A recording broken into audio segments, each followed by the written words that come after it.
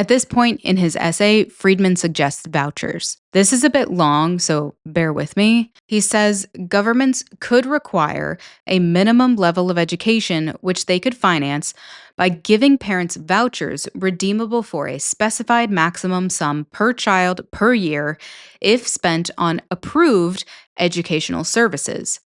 Parents would then be free to spend this sum and any additional sum on purchasing educational services from an approved institution of their own choice.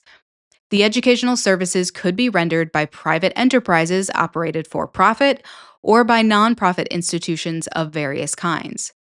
The role of the government would be limited to assuring that the schools met certain minimum standards, such as the inclusion of a minimum common content in their programs, much as it now inspects restaurants to assure that they maintain minimum sanitary standards. Friedman uses an example of government regulation of sanitary standards to illustrate how it would enforce school regulation.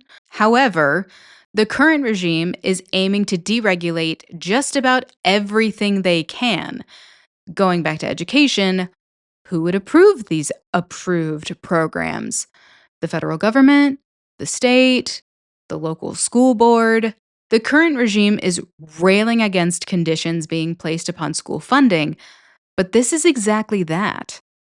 It's hard to argue for freedom of choice when that freedom has to be approved. As far as the voucher effects on students go, a 2016 article from NPR explains that school voucher students perform about the same as non voucher students.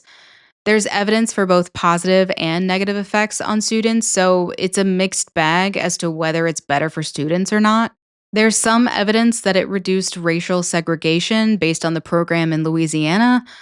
I could see that happening if parents send their child to a school that isn't in their neighborhood, since neighborhoods are often racially segregated. I could also see this working if these vouchers were given only to low income families. However, the plan is to give them to everyone. If the Department of Education goes away, who's going to administer and monitor these vouchers?